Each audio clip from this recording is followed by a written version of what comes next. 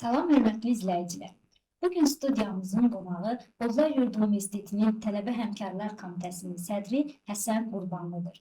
Onunla komitənin fəaliyyəti, tələbələr üçün həyata keçirilən layihələr, görülən işlər, gələcək planlar barədə söhbət edəcəyik. Xoş gördük Həsən bəy.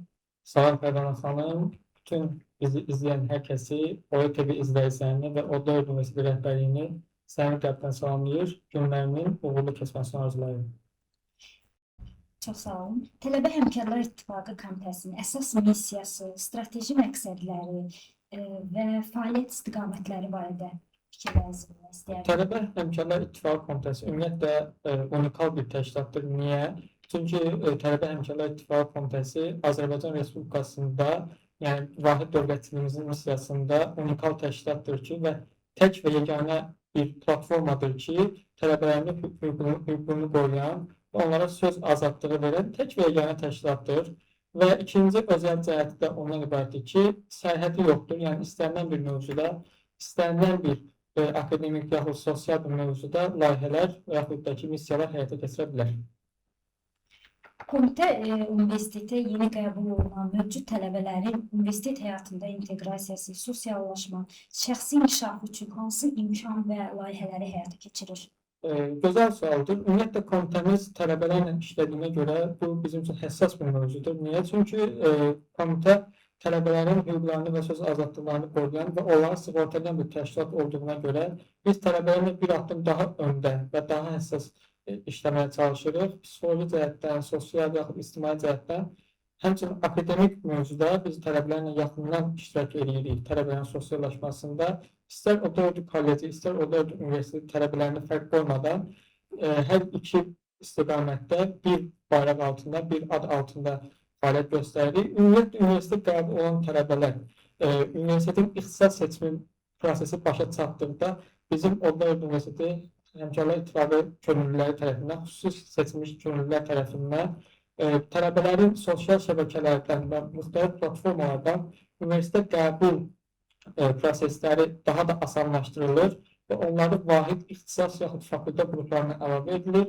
və onların universitet barəsində düzgün və şəffaf məlumatlandırılması üçün komitə əlindən gələnin artırını da həyata keçirir.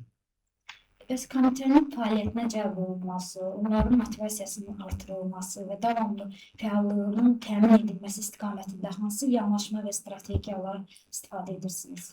Ümumiyyətlə, Həmkarlar İttifaqı Bozlar Yurdu Universitetində 5-ci ildir ki, fəaliyyət göstərir. Bizim komitə 2021-ci ildə Bozlar Yurdu Universitetinin Emir Şurasının qərarı ilə yaradılmışdır. Ən gənc təşkilatıq, ən gənc komitə desək yanılmarıq. Çünki digər təşkilatlarla müqayisə etsək, bizim yaşımız çox kiçikdir. Amma yaşımızın kiçik olmasına baxmayaraq, bizim gördüyümüz işlər çox böyük məqsi vardır. Tələbələrin komitəyə cəlb olunması prosesi müxtəlif istiqamətlərdə həyata keçirilir. Biz tələbələr universitet qəbul olduqda onların müxtəlif günlərdə, müxtəlif saatlarda dərs saatlarına müdaxilə edərək, sağlam rəqabət mövzusunda müdaxilə edərək onları təşkilat barədə məlumatlandırırıq.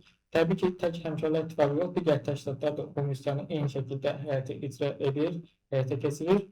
Biz tələbələri komitə haqqında qısa məlumat veririk və tələbələri bizim komitəyə qoşulmaqla nə əldə edəcəkləri, nə qazanacaqları və nə itirəcəkləri barədə biz onlara ətraflı məlumat veririk. Təbii ki, tələbələr bizə qoşularkən itki baş vermir. Biz tələbələrin sosiallaşmasına xidmət edən bir komitə olduğumuza görə biz 7-24 tələbələrin sosiallaşması üçün, onların inkişafı üçün müxtəlif planlar çizirik və onların komitəmizə cəlb olunması ixtisas qruplarında olan təyin edilmiş qrup sədrləri vasitəsilə həyata keçirilir. Qrup sədrləri ilk öncə qrup sədrliyini təsdiq edən sənədi, anketi doldurur və tərcümə halına orada qeyd edir və həmçinin həmin ixtisas qrupunda Həmkarlar İttifaqı komitəsinə qoşulmaq istəyən tələbələri qeydə alır və bizə təhvil verir və biz həmin tələbləri sənədləşdirərək, hər bir tələbəni ayrı-ayrı sənədləşdirərək biz komitəmizə cəlb edirik. Bəs komitənin layihə və tədbirlərin planlaşdırılması, icrası və nəticələrin qiymətləndirilməsi prosesi hansı prinsiplər əsasında həyata keçirilir?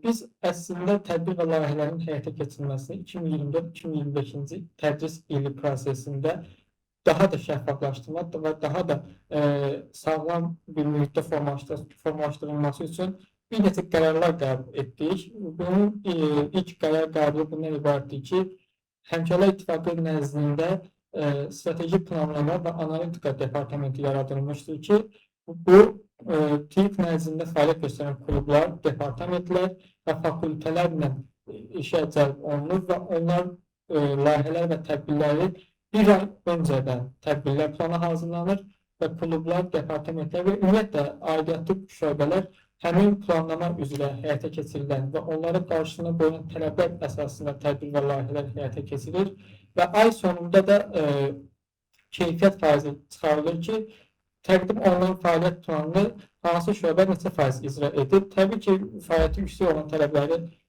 fərqli fərmanlarla, təşəkkürnamələrlə tərtib edilir. Fəaliyyəti zəif olan tələbələrlə müntəzəm olaraq psixoloji cəhətdən danışıqlar aparılıb, onları həvəsləndiririk, motivasiya veririk və onların keyfiyyət faizinin artırılması üçün digər üsullardan da istifadə edirik ki, tələbələr və aidiyyatı şöbələr tədbir və layihələrin həyata keçirilməsini daha şəffaf şəkildə həyata keçirsinlər. Bu dövrdə qarşılaşdığımız ən mürəkkəb təşkilati problem hansı olub və həmin vəziyyətin həlli üçün hansı idarə etmə yanaşmalarını tətbiq etmişsiniz? Çox maraqlı sualdır. Bunun bizim fəaliyyət dövründə təbii ki, iş mühitində, akademik bir mühitdə hər zaman işlər uğurlu keçmir. Bizim axsadığımız, büdcədiyimiz məqamlar da olur. Düşünsək ki, biz Həmkarlar İttifaqı olaraq yaradıcılıq və mədəni tədbirlər departamentinə tabeyik. Həmin departamentlə biz müntəzəm olaraq layihələri və tədbirləri həyata keçirmək üçün ortaq fəaliyyət planı cızırıq. Bizim qarşılaşdığımız ən mürəkkəb və ən çətin vəziyyətlər ola bilər ki, bizim təyin etdiyimiz yaxud aparıcılar və yaxud da ki, tamaşa obrazları, ola bilər ki, musiqiçilər və s. kimi bizim əsas simalarımız, tədbirlərin əsas simaları gəlməyə bilərlər, baxmaya bilərlər və bizə laqeyd yanaşa bilirlər və yaxud da ki, qarşılaşdığımız digər problemlər odur ki, universitetdən kənar müxtəlif platformalarla yaxud universitetlərlə qarşılıqlı layihələr həyata keçirəndə biz onlara yetərli üz sayını vəd veririk, amma tədbir günü bizim tədbirə gələn tələbələrdən gəlməyənlər olur və bu keyfiyyət faizi aşağı düşür və biz digər platformalar qarşısında müəyyən qədər də olsa sözümüzü tam tutmamış oluruq. Bizim qarşılaşdığımız çətin vəziyyətlər bunlardır ki, tələbələrin iştirak etmə faizi və yaxud da ki, iştirak edərkən qarşılaşan problemlər ümumiyyətlə tədbir prosesində, layihə prosesində hər bir adın çəkilməsi, təqdim edərkən yanlışlıqlara yol verilməsi kimi problemlər bizim ən çətin durumlarımızdan biri olmuşdur. Universitet rəhbərliyi, fakültələr və digər tələbə təşkilatları ilə əməkdaşlığın inkişaf etdirilməsi, Tələbə Həmkarlar İttifaqı Komitəsinin fəaliyyətinə hansı töhfələr verir? Ümumiyyətlə, Tələbə Həmkarlar İttifaqı Komitəsi əməkdaşlığa açıq bir komitədir.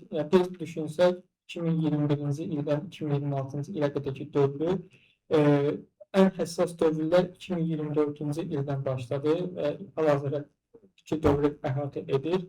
Əməkdaşlığın artırılması üçün müəyyən cəhdlər və səylər göstərmişik. Düz uğurlu alınanlar və uğurlu alınmayanlar ikisi də faiz nisbətindən bərabərdir. Yəni bizim müraciət etdiyimiz bir neçə platformalarda müsbət geri dönüş gəldiyi halda mənfi geri dönüş gələnlər də var. Ümumiyyətlə, universitet rəhbərliyi bizə çox böyük şərait və çox böyük imkanlar yaratmışdır ki, biz sözümüzü, yəni fəaliyyət planımızı açıq şəkildə icra edək. Fakültələr vardır ki, 4 fakültə dekanı ilə biz müntəzəm olaraq sıx əlaqədə oluruq. Qarşılıqlı və ortaq layihələrimiz də olur və onların dəstəyi ilə bizim həyata keçirdiyimiz layihələr də olur. Həmçinin bizim təşkilatı dəstəyimizlə onların keçirdiyi layihələr də olur. Tələbə dəstəyi, məkan dəstəyi, zaman yaxud da ki, reklam kimi dəstəklər biz əsirgəmirik və bizə qarşı da əsirgəmirlər. Digər tələbə təşkilatları da vardır ki, Tələbə Gənclər Təşkilatı və Tələbə Elmi Cəmiyyəti ilə biz sıx və müntəzəm olaraq işləyirik. Tələbələrimizin qarşılıqlı inteqrasiyası, ümumiyyətlə qarşılıqlı və ortaq layihələrin həyata keçirilməsi tələbə təşkilatları ilə daha yaxşı uğurlu alınır, nəinki fakültələrindən. Çünki biz 4 tələbə təşkilatının 4-ü də demək olar ki, azdan çox da eyni missiyanı həyata keçirir deyə bizim anlaşma səviyyəmiz daha yüksək olur.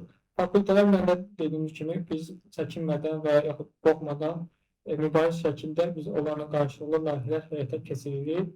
Universitetdən kənar da layihələr həyata keçirməyə çalışır və bu 2026 və 2027-ci tədris ili prosesində bu keyfiyyət faizi 20%-dən 90%-ə qədər artırılması nəzərdə tutulmuşdur ki, bizim əməkdaşlıq etdiyimiz universitetlər vardır ki, Həmkarlar İttifaqları ilə Azərbaycan Konferensiya Universiteti, Azərbaycan Dövlət Neft və Sənaye Universiteti, Azərbaycan Tibb Universiteti, Azərbaycan Dövlət Turizm və Mədəniyyət Universiteti ilə əməkdaşlığımız uğurlu alınmışdır.